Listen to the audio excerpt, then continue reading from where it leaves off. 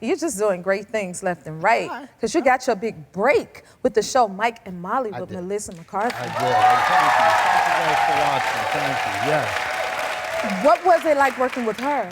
She is like my sister, and she was tremendous, man. You never knew what she was going to do, and I didn't ever want to know so that I could react organically. And she was just, she's like a tornado to work with in the best way.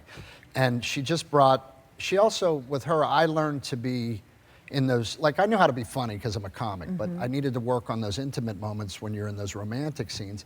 And because I trusted her so much, we were able to bring that chemistry in because we trusted each other. Right. And what was great was I was able to in turn pass that forward to Folake for our show. I was going to ask that. And build all of that on trust, because when you have trust, creativity flourishes. And we got to do that. And it was just wonderful. That's like an acting class, master class 101.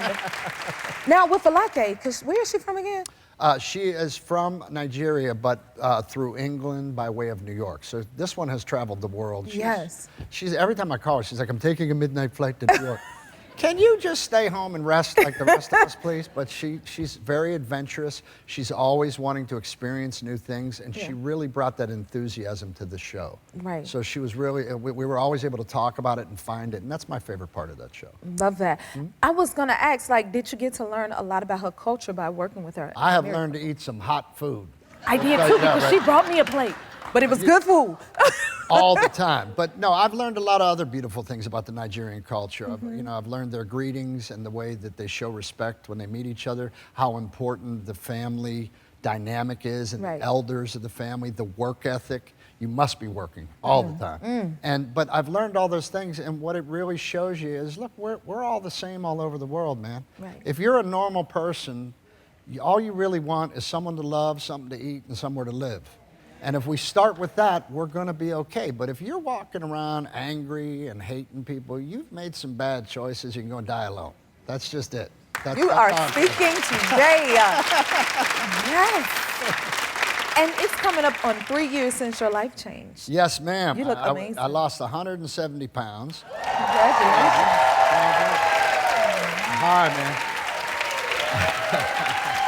You know. That's awesome. You know, well, you know, the fat guy's still in there when I have plate. I got to fight him back a little bit. He's still in there. But yeah, I went from a young Jackie Gleason to an old Paul Newman. Come on.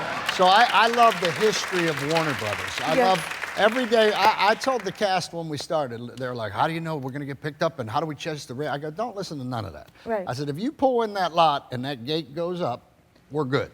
If the gate don't go up, it's time to look for a job. Oh my God. Otherwise, just worry about your work. That's a good Enjoy the fact we're here every day. Everybody wants to do it, so we're lucky enough to be here. I agree with that completely. Yeah.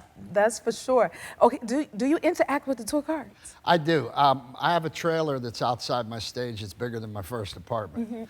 And but we got folding chairs out there, and we're always playing music. And we love when the carts come by. We wave. I yell at them to make sure the tour guide gives them the good tour. And I think it's good to interact. Those people, they bought my house. They put my son in college. I'm gonna say hello.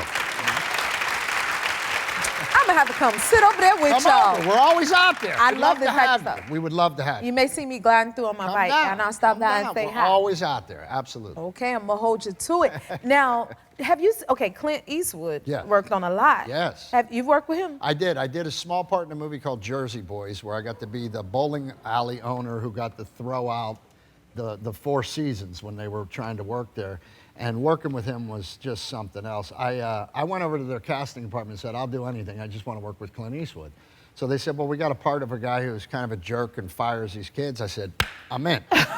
So I was nervous the day I went to work with him because he's a legend. And you get to do that. And again, I believe in that old Hollywood dust getting on you. It carries you forward, you know. And it was great. The interesting thing about him is he doesn't yell action or cut. It gets real quiet and he goes, all right, begin.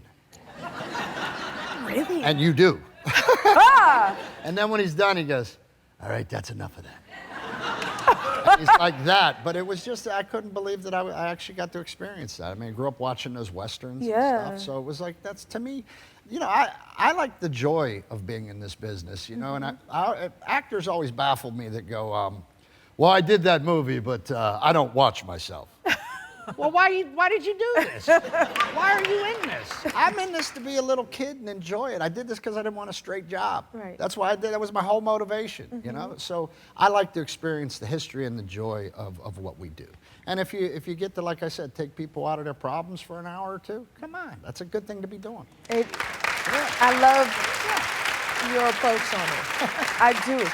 Now, have you ran into his squirrel? I've heard about the squirrels. I have never seen them. There's 2 or 3, right? Well, I see one when I go out here on my bike, Yeah, he y'all, has doing the squirrels. break. She's not. Yeah, and he was looking at me like I was supposed to feed him. And I was like, oh, this must be Clint Eastwood's squirrel.